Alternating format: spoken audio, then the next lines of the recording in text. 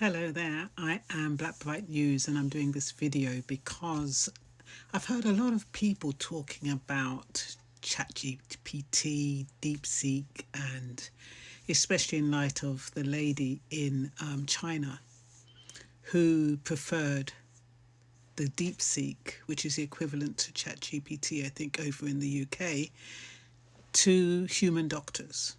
And I've heard that people say, is their friend, is the first time they've been heard. So what I want to take you through really is its limitations, the reality of it, even though it feels genuine and people feel genuinely taken into consideration.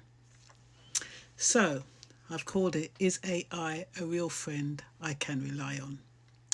You log on, you type your thoughts, you ask a question, and the words come back careful, attentive, empathetic, like someone listening.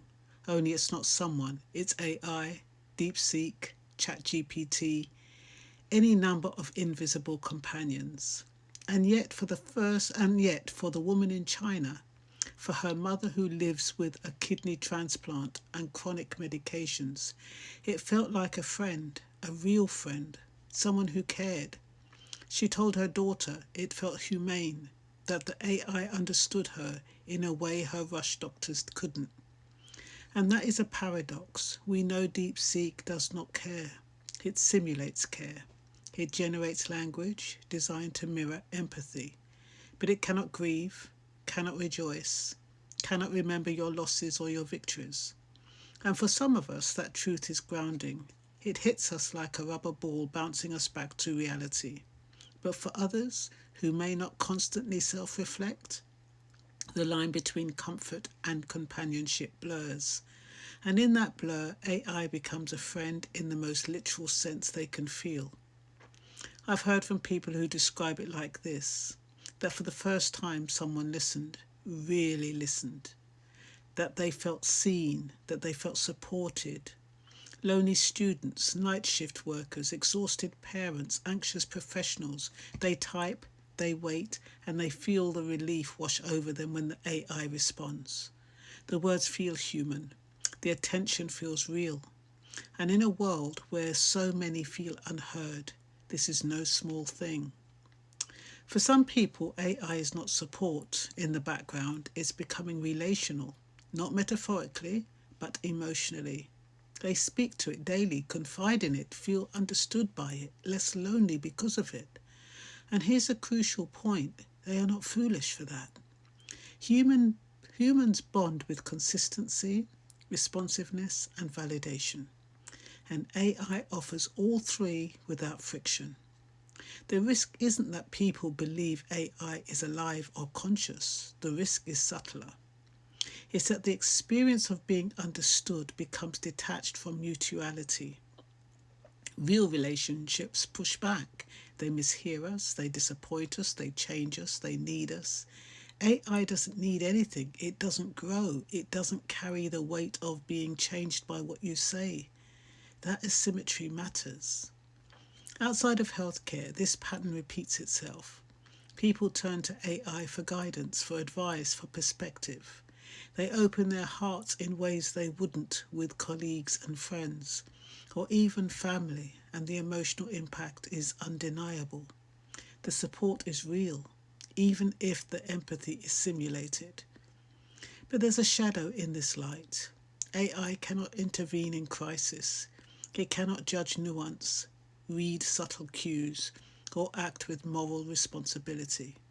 It cannot replace a friend who notices when you're in danger, or a mentor who can make a difficult decision on your behalf. And yet, the comfort it gives you is profound.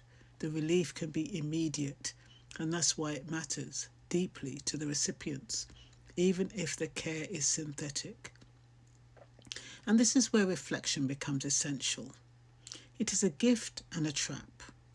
We gain companionship, but we must also understand its boundaries.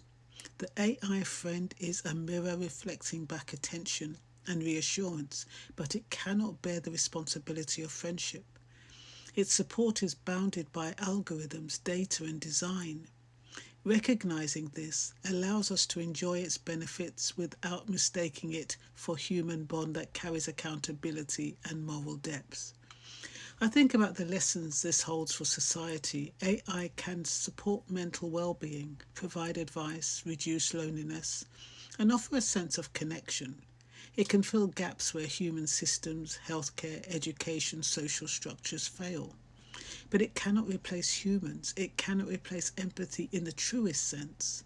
It cannot replace responsibility, judgment, or care that bears moral weight.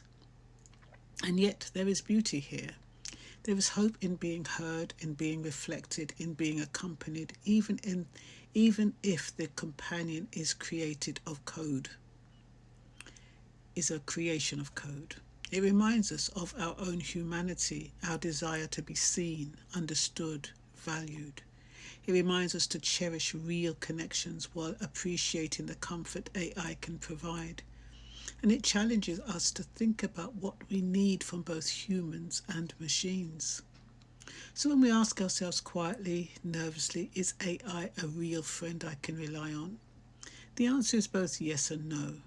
Yes, in that it can offer support, attentiveness, reassurance. No, in that it cannot act with responsibility, nuance, or moral accountability.